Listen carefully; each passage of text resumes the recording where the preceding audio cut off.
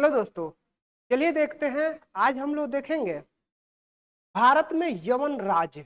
यह प्राचीन इतिहास का लुसेंट का बुक है। ये चैप्टर नंबर 17 है। इसमें हम लोग आज जैसे कि भारत के यवन राज्य जैसे कि हिंद, यूनानी, शक, पहलव, कुषाण कब आए, कैसे आए, क्या है, इसके बारे में अभी इसमें हम लोग पूरा वीडियो में कवर करेंगे। ठीक है, चलिए देखते हैं क्या है भारत के यवन राज्य। भारत के यवन राज्य, ठीक है। जैसे कि भारत पर आक्रमण करने वाले विदेशी आक्रमणकारियों का क्रम देखते हैं। यानी भारत पर आक्रमण करने वाले विदेशी आक्रमणकारियों का क्रम। सबसे पहले आए हिंद यूनानी। कौन आए? हिंद यूनानी। उसके बाद आए शक, उसके बाद आए पहलव, उसके बाद आए कुषाण। सबसे पहले कौन आए? हिंदू यूनानी, उसके बाद आए शक, उसके बाद पहलव, उसके बाद सबसे लास्ट में कुषाण आए। ठीक है। सेल्यूकस के द्वारा स्थापित पश्चिमी तथा मध्य एशिया के विशाल साम्राज्य को इसके उत्तराधिकारी एंटियोकस प्रथम ने अक्षुण्ण बनाए रखा। एंटियोकस द्वितीय कौन है? एंटियोकस द्वितीय के शासन काल में विद्रोह के फलस्वरूप उसके अनेक प्रांत स्वतंत्र हो गए। यानी उसका अनेक प्रांत क्या हो गए? स्वतंत्र हो गए। बैक्ट्रिया के विद्रोह का नेतृत्व डियोडोटस प्रथम ने किया था। यानी बैक्ट्रिया के विद्रोह का नेतृत्व किसने किया था? डियोडोटस प्रथम ने किया था। बैक्ट्रिया पर डियोडोटस प्रथम के साथ इन राजाओं ने क्रमशः शासन किया था, जैसे कि डियोडोटस द्वितीय, यूथिडेमस, डेमिस्ट्रियस और मिनांडर। कौन है? मिनांडर।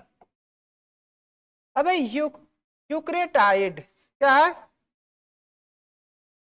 यूक्रेटाइड्स, एंटी अल्किडस तथा हर्मिक्स। ठीक है।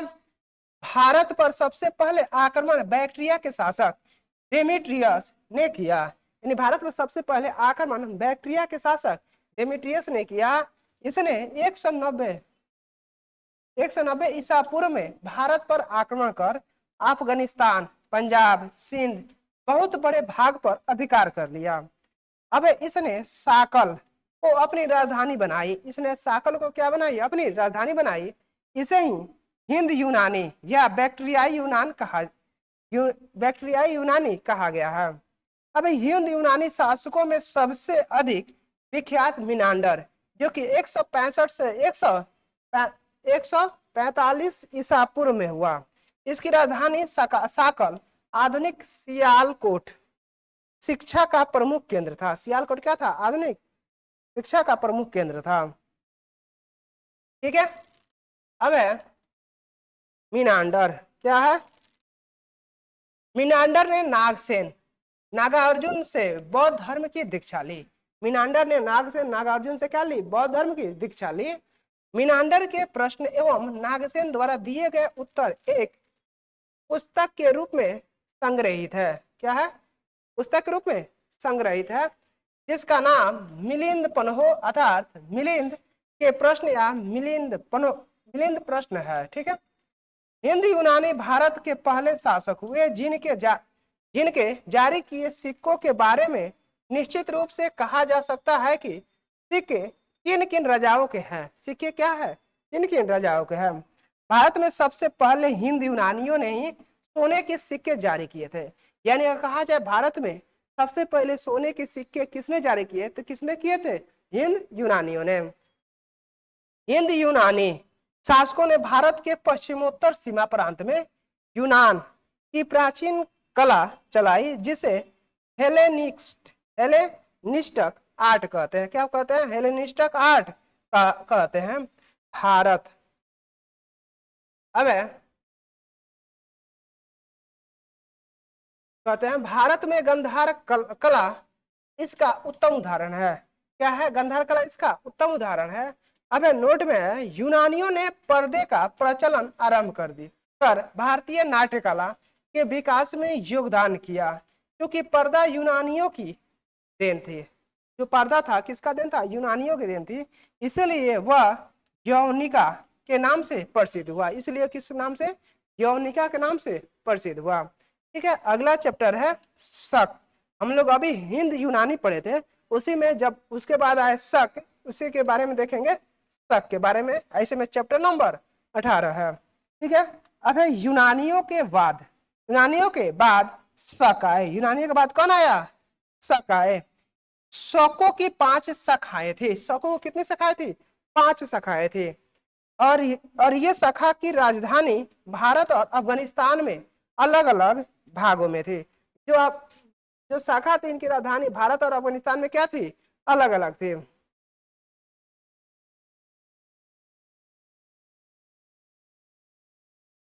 ठीक है, अगला चैप्टर आगे देखते हैं हम इसी चैप्टर में। अब है पहली शाखा ने अफगानिस्तान, दूसरी शाखा ने पंजाब, राजधानी तक्षशिला, तीसरी शाखा ने मथुरा, चौथी शाखा ने पश्चिम भारत एवं पांचवी शाखा ने ऊपरी दक्कन पर प्रभुत्व स्थापित किया है। प्रथम शक राजा मो था। प्रथम शक राजा कौन था? मो था। शक मूलतः मध्य एशिया के निवासी थे। जो मूलतः क्या थे? मध्य एशिया के निवासी थे और चरागाह की खोज में भारत आए थे। कहाँ थे? चरागाह की खोज में भारत आए थे। 58 ईसा पूर्व में उज्जैन के एक स्थानीय राजा ने शकों को पराजित करके बाहर खदेड़ दिया। यानी 58 ईसा पूर्व, कौन ईसा पूर्व?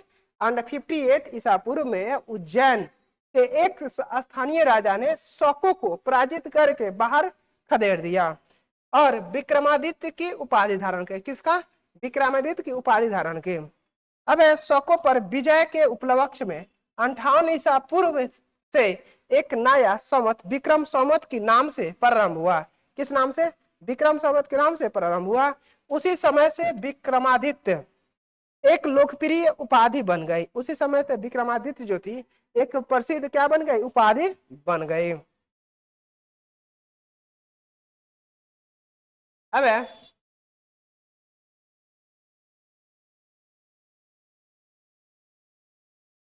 अबे जिसकी संख्या भारतीय इतिहास में 14 तक पहुंच गई। गुप्त सम्राट चंद्रगुप्त द्वितीय सबसे अधिक विख्यात विक्रमादित्य था। यानी गुप्त सम्राट चंद्रगुप्त द्वितीय सबसे अधिक विख्यात विक्रमादित्य था। शकों की अन्य शाखाओं की तुलना में पश्चिम भारत में प्रभुत्व स्थापित करने वाली शाखा ने सबसे लंबे अरसे तक शासन किया। सबसे लंबे अरसे तक क्या किया? शासन किया। अब गुजरात में चल रहे समुद्री व्यापार से यह शाखा काफी लाभान्वित हुई और भारी संख्या में चांदी के सिक्के जारी किए। और भारी संख्या में क्या हुआ? चांदी के सिक्के जारी किए। अब शकों का सबसे प्रतापी शासक रुद्रदामन प्रथम था। यानी शकों का सबसे प्रतापी शासक कौन हुआ? रुद्रदामन प्रथम था, जिसका शासन 130 से 150 ईसा पूर्व, 130 से 150 ईस्वी गुजरात के बड़े भाग पर था। ठीक है, इसने काठियावाड़ की अर्ध शुष्क सुदर्शन झील मौर्यों द्वारा निर्मित का जीर्णोद्धार किया है। ठीक है, अब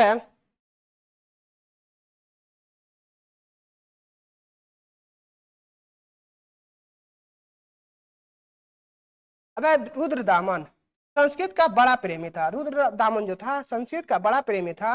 उसने ही सबसे पहले विशुद्ध संस्कृत भाषा में लंबा अभिलेख गिरनार अभिलेख जारी किया। ठीक है, इसके पहले के सभी अभिलेख प्राकृत भाषा में रचित थे।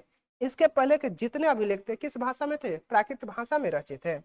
भारत में शक राजा अपने को क्षत्रप कहते थे। यानी भारत में शक राजा अपने को क्या कहते थे? क्षत्रप कहते थे। अब आते हैं परथियाई या पहलव। सबसे पहले कौन आया था? हिंद यूनान, उसके बाद आया शक, उसके बाद पहलव। वही पहलव के बारे में पढ़ते हैं लोग अभी। ठीक है, पहलव के बारे में। पहलव यानी पश्चिमोत्तर, क्या है? पश्चिमोत्तर भारत में शकों के अधिपत्य के बाद परथियाई लोगों का आधिपत्य हुआ। कौन? परथियाई लोगों का आधिपत्य हुआ। सबसे प्रसिद्ध परथियाई राजा गोंडोफर्निस हाँ कौन था, गोंडो फर्निस था। इसी के शासन काल में सेंट थॉमस ईसाई धर्म का प्रचार करने के लिए भारत आया था। इसी के समय सेंट थॉमस कहाँ आया था, धर्म ईसाई धर्म का प्रचार करने के लिए भारत आया था। ठीक है, नोट में है पारथाई लोग पारथियाई लोगों का मूल स्थान ईरान में है, यानी पारथियाई लोगों का मूल स्थान कहाँ है, ईरान में है। ठीक है, इसी में चैप्टर है कुषाण, कौन है, सबसे लास्ट में आता है कुषाण, यानी पहलो के बाद कौन आता है, कुषाण। चलिए कुषाण के बारे में देख लेते हैं, चैप्टर नंबर 19 है। ठीक है, अब पहलव के बाद कुषाण आए, पहलव के बाद कौन आए, कुषाण आए, जो यूची एवं तोखरी भी कहलाए, जो यूची एवं तोखरी भी कहलाए। यूची नामक एक कबीला कबीला 5 कुलों में बट गया। यूची नामक एक कबीला जो था कितने कुलों में बट गया, 5 कुलों में बट गया। उन्हीं में एक कुल के थे कुषाण। कुषाण वंश के संस्थापक कुजुल कन्फ्यूशियस था। कुजुल यानी कुषाण वंश के संस्थापक कौन था, कुजुल कन्फ्यूशियस। इस वंश का सबसे प्रतापी राजा कनिष्क था। इस वंश का सबसे प्रतापी राजा कौन हुआ, कनिष्क था। इनकी राजधानी पुरुषपुर या पेशावर थी। इसकी राजधानी कहाँ हुआ, पुरुषपुर या पेशावर थी। कुषाणों की द्वितीय राजधानी मथुरा थी, यानी कुषाणों की द्वितीय राजधानी कहाँ थी, मथुरा थी। कनिष्क ने 78 ईस्वी में गद्दी पर बैठने के समय में एक संवत चलाया, यानी कनिष्क ने 78 ईस्वी में गद्दी पर बैठने के समय क्या किया, एक संवत चलाया, जो शक संवत कहलाया। जो क्या कहलाया, शक संवत कहलाया, जिसे भारत सरकार द्वारा प्रयोग में लाया जा सकता है। जिसे भारत सरकार द्वारा क्या किया, प्रयोग में लाया जा सकता है। अब बौद्ध धर्म की चौथी बौद्ध संगीति कनिष्क के शासनकाल में कुंडलवन कश्मीर में प्रसिद्ध बौद्ध विद्वान वसुमित्र की अध्यक्षता में हुई। ठीक है, यानी बौद्ध धर्म की चौथी बौद्ध संगीति कनिष्क के शासनकाल में कुंडलवन कश्मीर में प्रसिद्ध बौद्ध विद्वान वसुमित्र की अध्यक्षता में हुई। कनिष्क बौद्ध धर्म के महायान संप्रदाय का अनुयायी था। जो यानी कनिष्क था बौद्ध धर्म के क्या था, महायान संप्रदाय का अनुयायी था। ठीक है, अब नोट में है चीनी जनरल पेन चौवा ने कनिष्क को हराया था। चीनी जनरल पेन चौवा ने कनिष्क को हराया था। अब कुजुल कन्फ्यूशियस के समय केवल तांबे के सिक्के प्रचलित थे। कुजुल कन्फ्यूशियस के समय केवल क्या थे, तांबे के सिक्के प्रचलित थे, जिन पर यूनानी और खरोष्टी लिपि में अभिलेख मिलते हैं। जिनमें यूनानी और खरोष्टी लिपि में अभिलेख क्या मिलते हैं, अभिलेख मिलते हैं।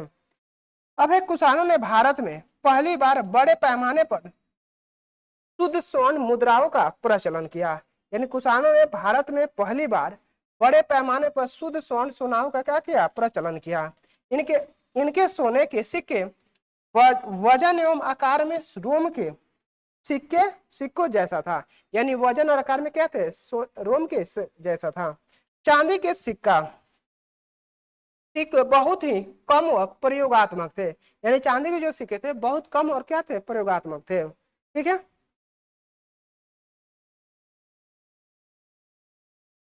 अब है कनिष्क।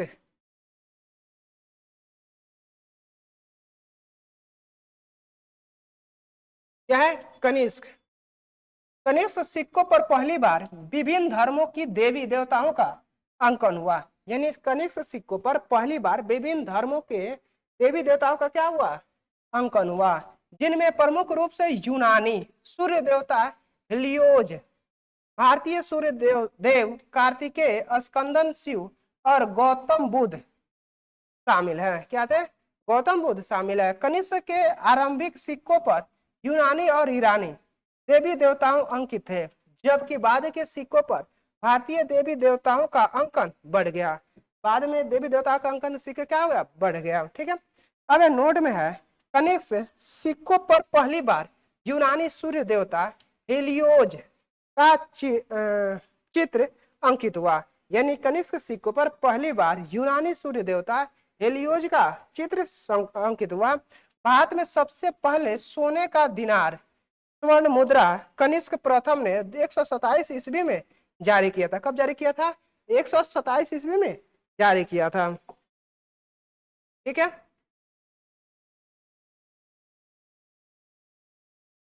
अब है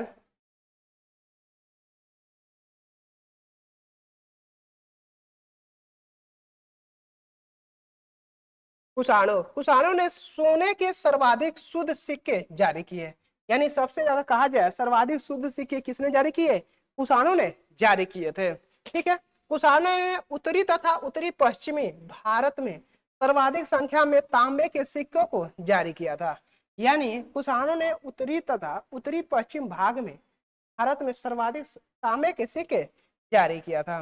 अब एक कनिष्क। कनिष्क का राजवैद्य चरक आयुर्वेद का विख्यात विद्वान था।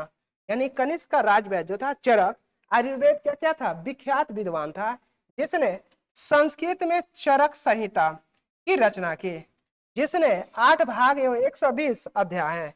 जिसमें 8 भाग एवं 120 अध्याय हैं। यह भारतीय चिकित्सा शास्त्र का विश्वकोश कहलाता है।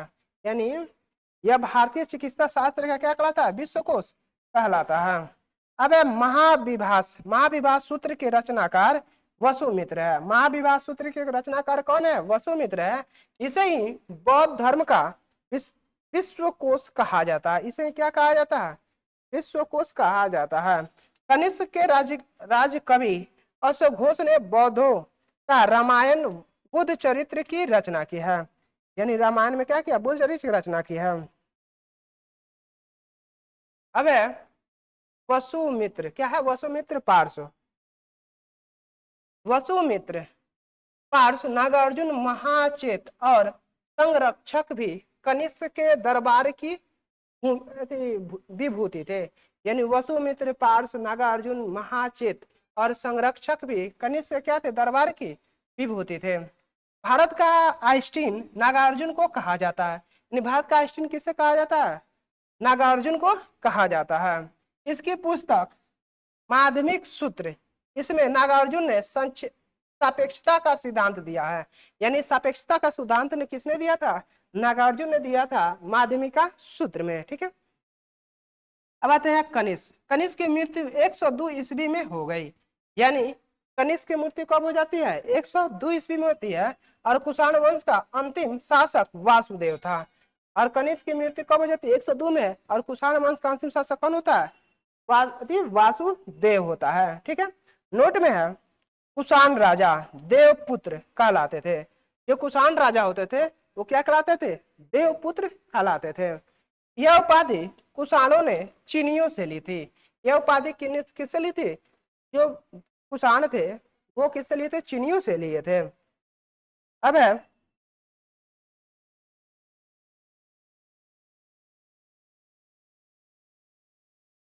गंधार। गंधार शैली और मथुरा शैली का विकास कनिष्क के शासनकाल में हुआ था। यानी गंधार शैली और मथुरा शैली जो था उसका विकास किसमें होता है? कुषाण के शासनकाल में हुआ था। मथुरा संग्रहालय में कुषाण कालीन मूर्तियों का संग्रह अधिक मात्रा में है। और गंधार कला के लिए तक्षशिला प्रसिद्ध है। गंधार कला के लिए कौन प्रसिद्ध है? तक्षशिला प्रसिद्ध है। रेशम मार्ग पर नियंत्रण रखने वाले शासकों में सबसे प्रसिद्ध कुषाण थे। यानी रेशम मार्ग पर नियंत्रण रखने वाले शासकों में सबसे प्रसिद्ध कौन थे? कुषाण थे। कुषाण साम्राज्य में मार्गों पर सुरक्षा का प्रबंध था। यानी कुषाण साम्राज्य पे मार्गों पर क्या था? सुरक्षा का प्रबंधन था। रेशम मार्ग का आरंभ कनिष्क ने करवाया था। और रेशम मार्ग का आरंभ किसने करवाया था? कनिष्क ने करवाया था। अब नोट देखते हैं। पहला नोट, अब रेशम बनाने की तकनीक का आविष्कार सबसे पहले चीन में हुआ है। अगर कहा जाए रेशम बनाने का सबसे पहले अगर तकनीक कहाँ विकास हुआ था? चीन में। कहाँ हुआ था? चीन में। दूसरा है मथुरा साटक नामक विशेष प्रकार के वस्त्र का निर्माण केंद्र था। यानी मथुरा जो था साटक नामक विशेष प्रकार के वस्त्र का निर्माण केंद्र था। अब